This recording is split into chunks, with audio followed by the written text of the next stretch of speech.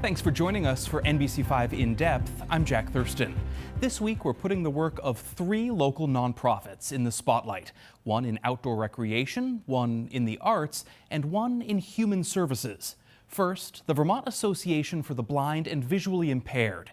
In 2026, it is celebrating its 100th anniversary. From its offices in Rutland, Brattleboro, Berlin, and South Burlington, the group tells us it supports roughly 1,100 adults and 300 kids in Vermont each year, from helping infants and toddlers develop skills to keep up with their sighted peers, to ensuring older children succeed in school and work toward independent living, and through adulthood, where VABVI has programs like vision rehab and a volunteer driving service. We spoke with the association's retiring executive director and its incoming leader, who is legally blind. I have a juvenile form of macular degeneration called Stargardt's. It's hereditary, and when I was 7 years old, I developed this condition where I lost my central vision, which is where the cones and rods, those sharp, the cones of the sharp vision that you have in the center of vision for color and stuff, they disintegrated or degenerated and left behind scar tissue. So I have no central vision, just peripheral vision. And so I had a teacher of the visually impaired, like the teachers that we have going into the schools, that came to my school and helped me to adapt the curriculum so I could benefit from it. And I grew up with that teacher of the visually impaired helping me. And then in adult life, I've worked with other professionals like myself that will go and help you to know how to cook and clean and travel in the community. I have a white cane, and I've traveled the world with that white cane. I've been to Africa and back. These services help people to be independent and to be able to reach their goals that they have in life. And that's what we love to do, is help people reach their goals. And Steve, as someone who has led this association for more than a quarter century, reflect for me in this milestone year. Reflect on all the good that VABVI has done. I really think it's amazing, what our organization has done and what we've done to keep up with the times. We're constantly reinventing ourselves. We don't believe in, a cookie cutter approach. It's whatever the goals are for someone who has a visual impairment. They vary from person to person. And I'm very proud of our staff. They're hard workers, and they do whatever that person needs. And that can change over time. The thing I would also mention is that we have a good board of directors that support us in our mission and what we do. And so we're very appreciative between that and, of course, all of the donors who help us out to do this work, because we do not obviously get enough money just through grants or anything like that, and we have to rely on fundraising. But it's truly a team effort, and everyone's heart is in the right place and trying to do the best they can. And Dan, as you begin the next 100 years, what do you see as the future for the organization? Well, we know that the number of significantly visually impaired Vermonters is growing. Currently, we have around 15,000 significantly visually impaired Vermonters, and we expect that number is going to double by 2030. The aging population, it's much more common to develop a visual impairment as you become older. And macular degeneration, glaucoma, all those conditions, a lot of our aging population has that. And so they are going to need assistance to be able to continue living independently in the communities that they choose to live in. Among those needs are technology. Technology is becoming universal in its design. I am on my iPhone all the time, and I can fully access every aspect of it. iPads, likewise. Computers.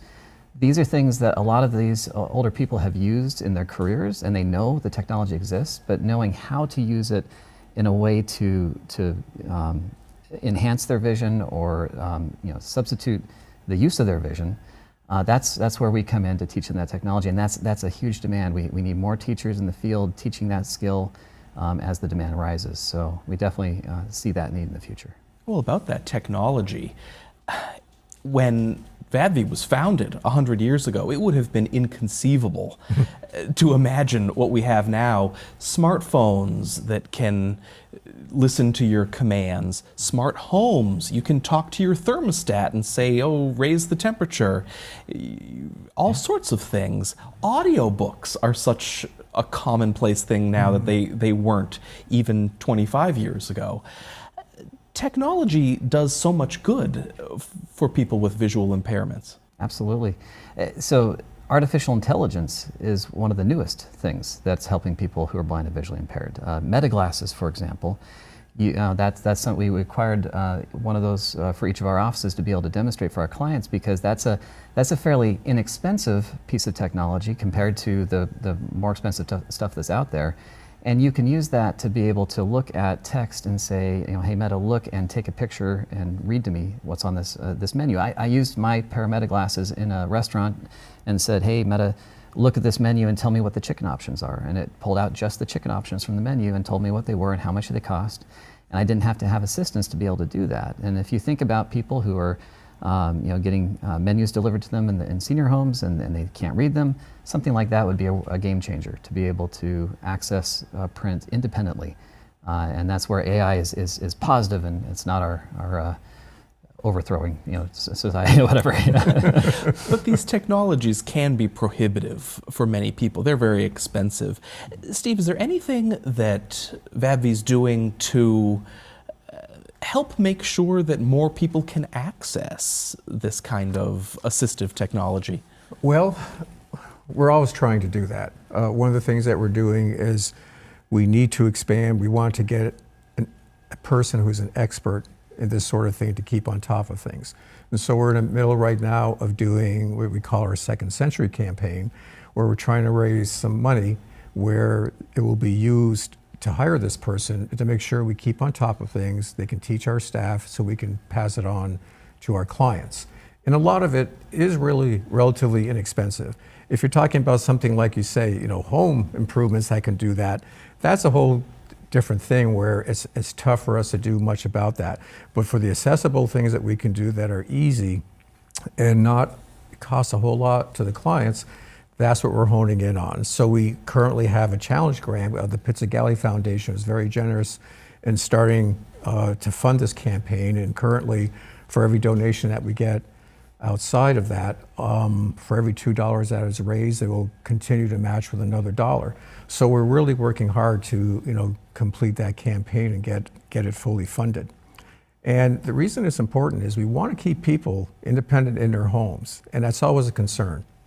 We ask people when they first come in, we have to get various information from them. Do you have a concern? Can you stay in your living situation given your vision loss? 25% historically say they have a concern that they might have to move in with a daughter or a son or assisted living.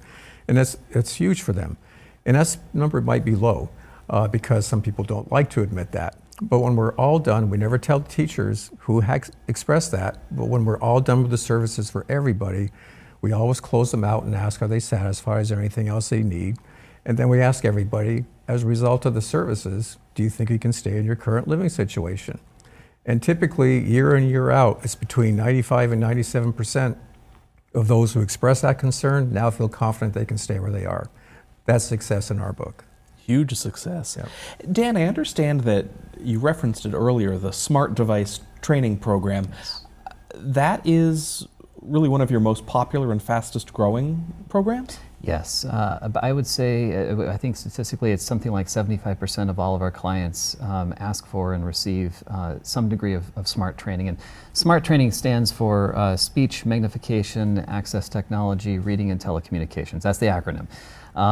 But what it basically comes down to is, as you mentioned, a lot of technology can be quite expensive, but a lot of it now is universally built into software. So your iPhone, for example, if you have an iPhone or you have an iPad, there is free software that's built into it and free apps that you can download that can access a lot of the things we were talking about: artificial intelligence, optical character recognition, where it takes a picture, scans, and can read things to you, text-to-speech enlargement.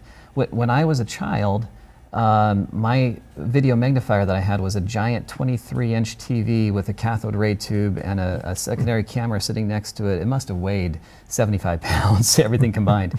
But your iPad literally is a video magnifier. There's a camera on it. It's able to zoom in. It's able to change the contrast, the color, the size.